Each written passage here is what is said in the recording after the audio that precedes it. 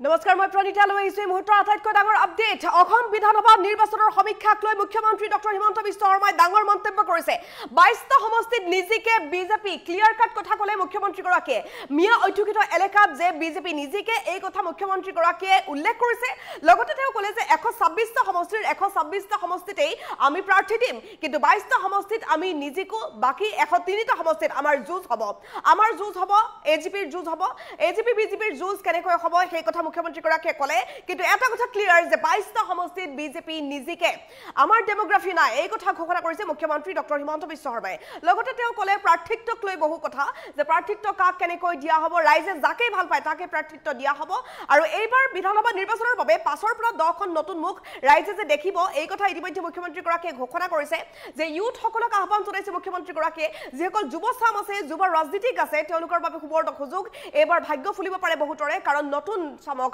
আহ্বান জনোৱা হৈছে টিকট কেনে ধৰণে দিয়া হ'ব প্ৰাৰ্থিত্ব প্ৰক্ষেপৰ ক্ষেত্ৰত ইতিমধ্যে চিন্তা চৰ্চা বিজেপিয়ে কৰি দিছে 103টা সমষ্টিত মূল যুঁজ হৈ যাব এই কথা মুখ্যমন্ত্ৰী গৰাকীয়ে কৈছে সমান্তৰালকৈ তেওঁ ক'লে যে 22টা সমষ্টিত আমি নিজিকো কি ক'লে মুখ্যমন্ত্ৰী গৰাকীয়ে মুহূৰ্তত লৈ আহিছো বিচাৰ আটাইতকৈ ডাঙৰ আপডেট মুখ্যমন্ত্ৰী গৰাকীৰ ডাঙৰ ঘোষণা বিধানসভা নিৰ্বাচনৰ সমীক্ষাক লৈ মুখ্যমন্ত্ৰীৰ ডাঙৰ ঘোষণা আহিছে এই মুহূৰ্তত তেওঁ উল্লেখ কৰিছে যে 103টা সমষ্টিত আমাৰ যুঁজ হ'ব কিন্তু 22টা সমষ্টিত আমি নিজিকো 126টা সমষ্টিতেই প্ৰাৰ্থী প্ৰক্ষেপ কৰা হ'ব প্ৰাৰ্থিত্ব প্ৰক্ষেপক লৈ ইতিমধ্যে আলোচনা আৰম্ভ হৈ গৈছে 22টা সমষ্টিত আমি জয়লাভ নকৰো বিজেপি মিত্ৰ জোট 22টা সমষ্টিত জয়লাভ নকৰে ক্লিয়াৰ কৰি দিছে মুখ্যমন্ত্ৰী গৰাকীয়ে ৰাইজে যাক ভাল পায় তাকেই টিকট দিয়া হ'ব এই কথা ঘোষণা কৰিছে ডাঙৰ ঘোষণা মুখ্যমন্ত্ৰী ডক্টৰ হিমন্ত বিশ্ব শৰ্মাৰ 103টা সমষ্টিত যুঁজ দিয়া হ'ব মুখ্যমন্ত্ৰী গৰাকীয়ে স্পষ্ট কৰিছে এই কথা 22টা সমষ্টিত মিয়া ঐতিহ্যিত এলেকাত বিজেপি নিজিকে মুখ্যমন্ত্ৰী গৰাকীয়ে ঘোষণা কৰি দিছে মুখ্যমন্ত্ৰী গৰাকীয়ে ক'লে 22টা সমষ্টিত আমাৰ জিকাৰ পৰিৱেশ নাই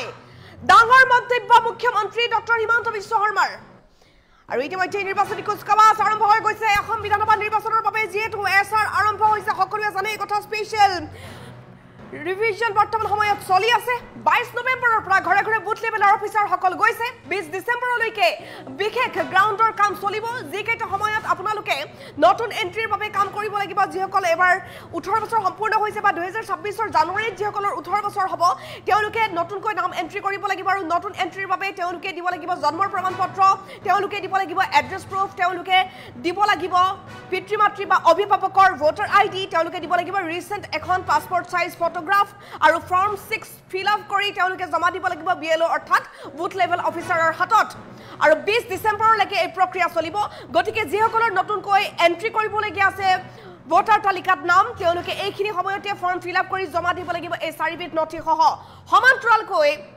যিসকলৰ স্থানান্তৰিত হৈছে তেওঁলোকে নাম স্থানান্তৰিত কৰিবলৈ হ'লে এইখিনিৰ সময়তে কৰিব লাগিব আৰু উল্লেখ কৰিব লাগিব যে মৃত ব্যক্তিৰ নাম এবাৰ সম্পূৰ্ণৰূপে কাটি দিয়া হ'ব গতিকে মৃত ব্যক্তিৰ নামত যাতে কোনো জালিয়াতি নহয় ভুৱা মানুহৰ নামবোৰো এবাৰ কাটি দিয়া হ'ব স্পেচিয়েল ৰিভিজনৰ বাবে যেহেতু নিৰ্দেশ দিয়া হৈছিল ইলেকশ্যন কমিছনৰ তৰফৰ পৰা দিয়া হোৱা নিৰ্দেশৰ পাছত সমগ্ৰ ৰাজ্যজুৰি স্পেচিয়েল ৰিভিজন আৰম্ভ হৈ গৈছে ভোটাৰ তালিকাত নাম অন্তৰ্ভুক্তিৰ বাবে প্ৰক্ৰিয়া আৰম্ভ হৈছে গ্ৰাউণ্ড লেভেলত কাম কৰি আছে বুথ লেভেল অফিচাৰসকল আৰু এইখিনি সময়ত আটাইতকৈ ডাঙৰ আপডেট মুখ্যমন্ত্ৰী গৰাকীয়ে ক'লে যে 22টা সমষ্টিত বিজেপি নিজিকে মুখ্যমন্ত্ৰী গৰাকীয়ে ডাঙৰ ঘোষণা কৰিছে যে 22টা সমষ্টিত আমি নিজিকো ডাঙৰ মন্তব্য মুখ্যমন্ত্ৰী ডক্টৰ হিমন্ত বিশ্ব শৰ্মাৰ তেওঁ ক'লে যে 22টা সমষ্টিত আমাৰ জিকাৰ পৰিৱেশ নাই বিধানসভা নিৰ্বাচনৰ সমীক্ষাক লৈ মুখ্যমন্ত্ৰী গৰাকীয়ে এই কথা স্পষ্ট কৰিছে যে 126টা সমষ্টিতেই আমি প্ৰাৰ্থিত্ব প্ৰক্ষেপ কৰিম প্ৰাৰ্থী আমি দিম কিন্তু 22টা সমষ্টি যি 22টা সমষ্টি মিয়া ঐতিহ্যিত এলেকাত আছে সেই 22টা সমষ্টিত বিজেপি মিত্ৰজোঁটে জয়লাভ নকৰে বিজেপিয়ে জয়লাভ নকৰে ৰাইজে যাক ভাল পায় তাকেই টিকট দিয়া হ'ব মুখ্যমন্ত্ৰী গৰাকীয়ে ডাঙৰ মন্তব্য কৰিছে 103টা সমষ্টিত যুঁজ দিয়া হ'ব মুখ্যমন্ত্ৰী গৰাকীয়ে ক'লে এই কথা কিন্তু 22টা সমষ্টিত বিজেপি জিকাৰ পৰিৱেশ নাই কি ক'লে মুখ্যমন্ত্ৰী গৰাকীয়ে শুনক যোনে আৰু ৰাইজে যাক ভাল পায় তাকে দিয়া হ'ব ৰাইজে যাক বিচাৰে তাকে টিকট দিয়া হ'ব একো নাই ৰাইজে ভাল পালে হ'ল 126টাতে দিম 22টাত নিজিকো 103টাত আমি যুঁজ দিম আৰু বিজেপি বুলি নহয় বিজেপি এজিপি মিলি 22টাত কেনেকৈ জিকিম আমাৰ জিকাৰ পৰিৱেশ নাই ডেমোগ্ৰাফি নাই আলোচনা হৈয়ে থাকে, কালিও পাতিছোঁ, পৰহিও পাতিছোঁ। যেতিয়াই কেবিনেট হয় এজিপিৰ লগত আমি পাতিয়ে থাকোঁ।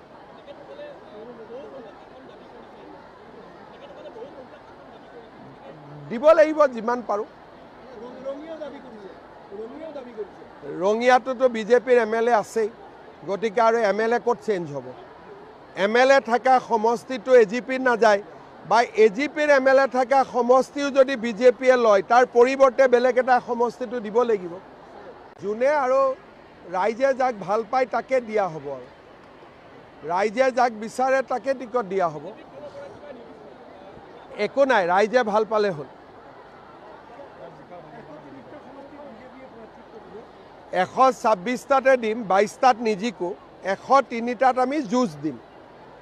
আৰু বিজেপি বুলি নহয়, বিজেপি এজিপি মিলি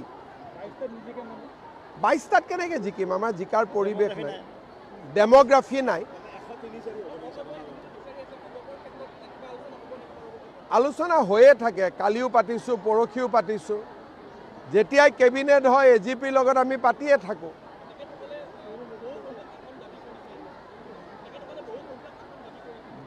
দিব লাগিব যিমান পাৰোঁ। ৰঙিয়াটোতো বিজেপিৰ MLA আছেই, গতিকে আৰু MLA ক'ত চেঞ্জ হ'ব? MLA থকা সমষ্টিটো এজিপিত নাযায়, বা এজিপিৰ MLA থকা সমষ্টিও যদি বিজেপিয়ে লয়, তাৰ পৰিৱৰ্তে বেলেগ এটা সমষ্টিটো দিব লাগিব। যোনে আৰু ৰাইজে যাক ভাল পায় তাকে দিয়া হ'ব, আৰু ৰাইজে যাক বিচাৰে তাকে টিকট দিয়া হ'ব। একো নাই, ৰাইজে ভাল পালে হ'ল। 126টাতে দিম, 22টাত নিজিকো, 103টাত আমি যুঁজ দিম। আৰু বিজেপি বুলি নহয়, বিজেপি এজিপি মিলি 22টাত কেনেকৈ জিকিম? আমাৰ জিকাৰ পৰিৱেশ নাই, ডেম'গ্ৰাফি নাই। আলোচনা হৈয়ে থাকে, কালিও পাতিছোঁ, পৰহিও পাতিছোঁ। যেতিয়াই কেবিনেট হয় এজিপিৰ লগত আমি পাতিয়ে থাকোঁ।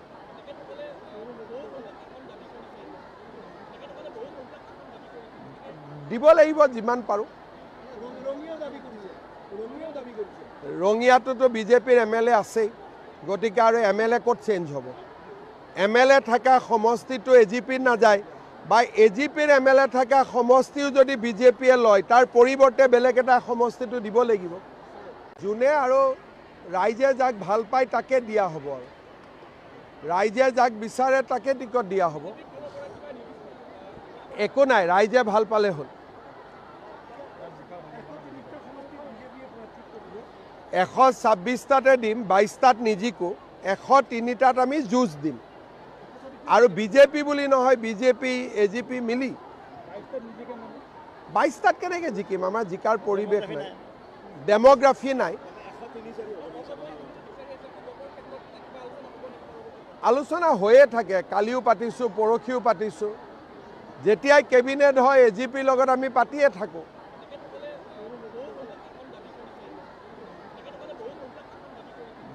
দিব লাগিব যিমান পাৰোঁ। ৰঙিয়াটোতো বিজেপিৰ MLA আছেই, গতিকে আৰু MLA ক'ত চেঞ্জ হ'ব?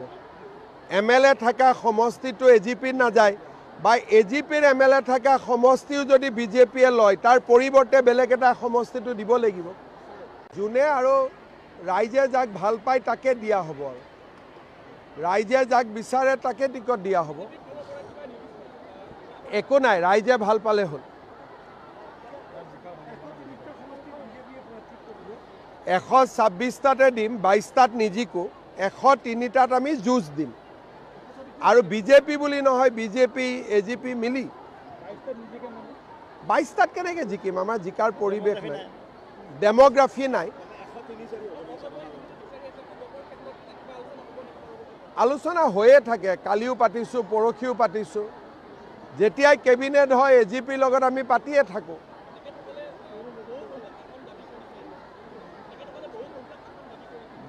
দিব লাগিব যিমান পাৰোঁ।